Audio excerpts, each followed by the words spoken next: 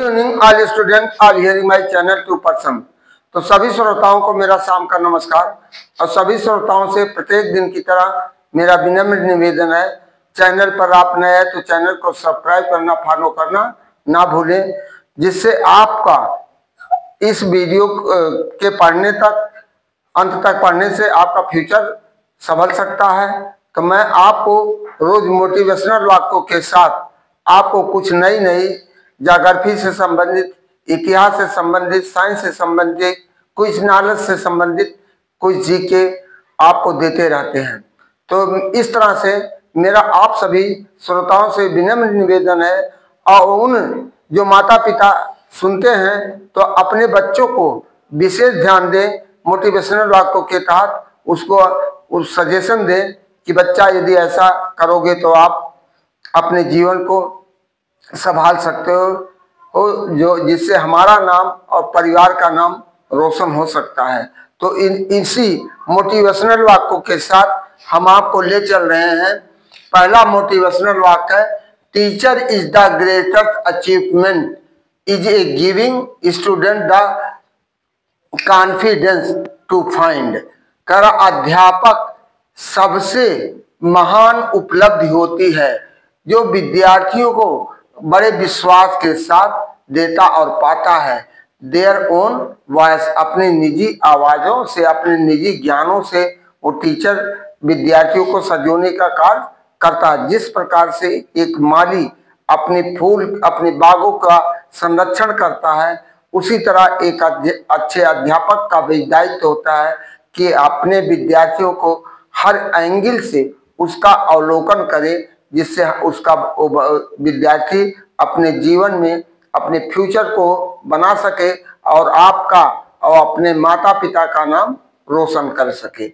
दूसरा हमारा मोटिवेशनल वाक्य है, नेवर लाफ एट समवन, किसी पर कभी मत हंसो। सिचुएशन, किसी की परिस्थितियों पर कभी मत हंसो। Because you just never know, क्योंकि तुम तुरंत कभी नहीं जानते हो। If someday you will find your self in the every same position, कभी ऐसी स्थिति आती है आपका भी उसी स्थिति में आप जा सकते हैं। इसीलिए हमें किसी चीज पर घमंड या गर्व नहीं करना चाहिए, किसी गरीबी अमीरी पर उसके हमें हंसना नहीं चाहिए। तीसरा है, make your character so good, अपने आचरण को इतना अच्छा बनाओ that a blind man can see, जिससे एक अंधा आदमी सुन सकता है। योर काइंडनेस, आपकी दयालुता को एक अंधा आदमी सुन सकता। And deaf can hear your kind word, और बहरा भी, गूंगा बहरा भी आपके दयालु शब्दों को सुन सकता है। चौथा है, the strongest tree bend in the storm, मजबूत पेड़ तूफानों में झुकता है। एंड राइज अगेन, और फिर उठ जाता है।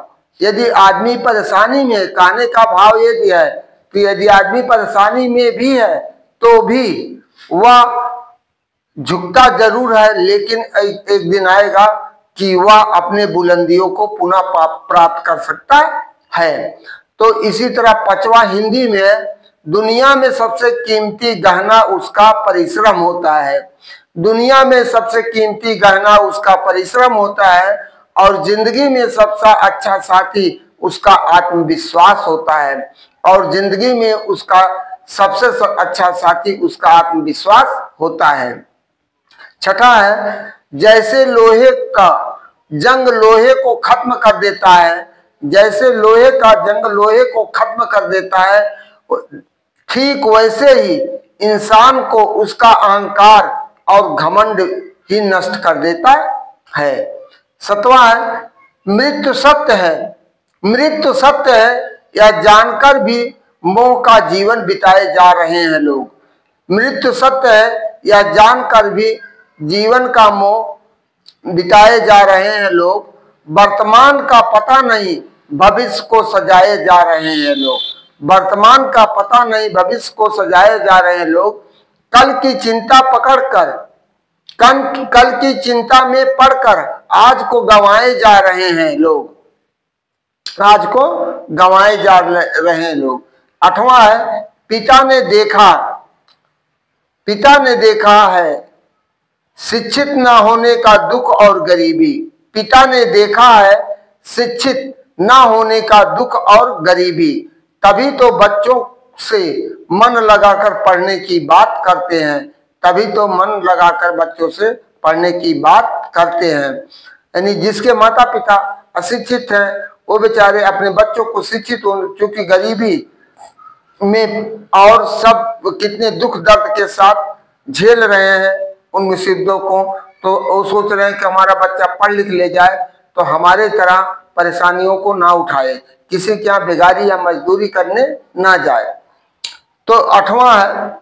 9वां है जरूरी नहीं है सब लोग आपको समझ पाए, जरूरी नहीं है कि सब लोग आपको समझ पाए। तराजू सिर्फ वजन बता सकता है, क्वालिटी गुण नहीं। इसलिए समाज में अच्छे बुरे सब लोग हैं, सब की पहचान भी अलग अलग होती है, लेकिन आपको पहचानने में आपको जिस तरह तराजू क्वालिटी नहीं बता सकती है, केवल वजन बता सकता, उसी तरह समाज में लोग भी हैं। आज का सुविचार भाई JP वर्मा। तो आज हमारा है भारत में सबसे बड़ा, छोटा और लंबा एवं भारतीय संविधान से संबंधित, देखिए भारतीय संविधान में छोड़ दिया है, ये संविधान से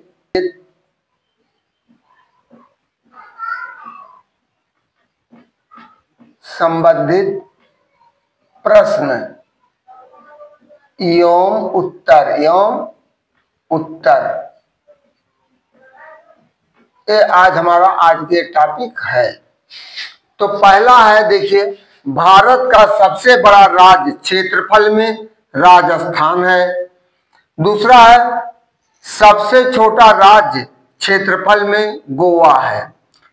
भारत में सबसे बड़ा केंद्र शासित प्रदेश लद्दाख है। चौथा है भारत में सबसे छोटा केंद्र शासित प्रदेश लक्षद्वीप है। 5वां है सबसे बड़ा जिला क्षेत्रफल में कच्छ, जो गुजरात प्रांत में पड़ता है। 6 है भारत में सबसे छोटा जिला क्षेत्रफल में माहे पांडुचेरी में है। 7वां है सबसे ऊंची चोटी कंचनजंगा केटू गाडविन 8,586 मीटर सिक्किम में है। फिर जो है 8वां है सबसे लंबी नदी गंगा नदी, जिसकी लंबाई है 2,525 किलोमीटर। 9वां सबसे चौड़ी नदी ब्रह्मपुत्र नदी। 10वां है दक्षिण भारत की सबसे लंबी नदी गोदावरी नदी है। 11वां है सबसे लंबी सहायक नदी यमुना नदी गंगा नदी की सहायक है। 12वां है सबसे बड़ा सैनिक सम्मान परमवीर चक्र। 13वां है सबसे बड़ा सम्मान भारत का सबसे बड़ा या सर्वोच्च सम्मान भारत रत्न। 14वां है भारत का सबसे बड़ा आवास राष्ट्रपति आवास नई दिल्ली में है।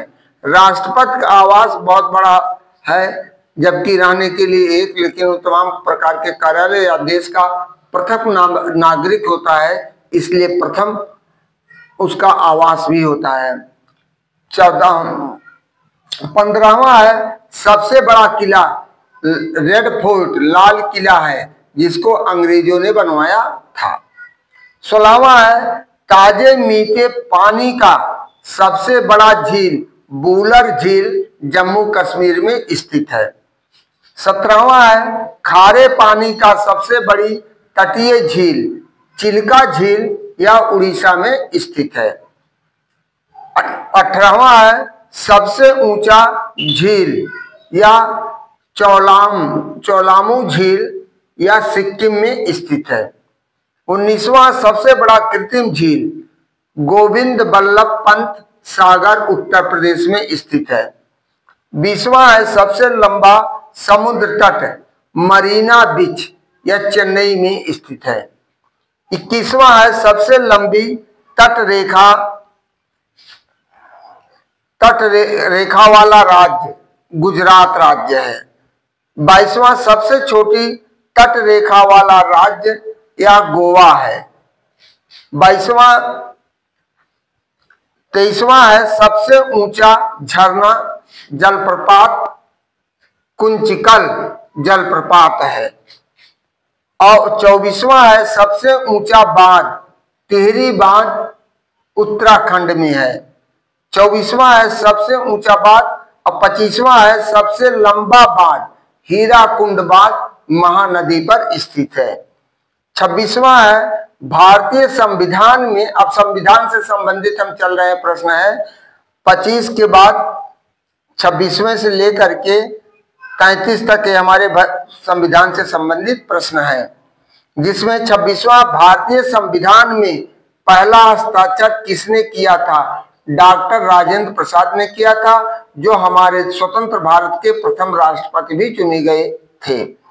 27वां है संविधान सभा के अस्थायी अध्यक्ष कौन थे? डॉक्टर राजेंद्र प्रसाद थे। 28वां है संविधान सभा के प्रथम बैठक में अध्यक्ष कौन थे? डॉक्टर सच्चिदानंद सिन्हा थे। 29वां है संविधान सभा के संवैधानिक सलाहकार कौन थे? BN राव थे। कौन थे? संवैधानिक सलाहकार BN राव थे। 30वां है संविधान सभा के अस्थायी अध्यक्ष कौन थे? डॉक्टर सच्चिदानंद सिन्हा।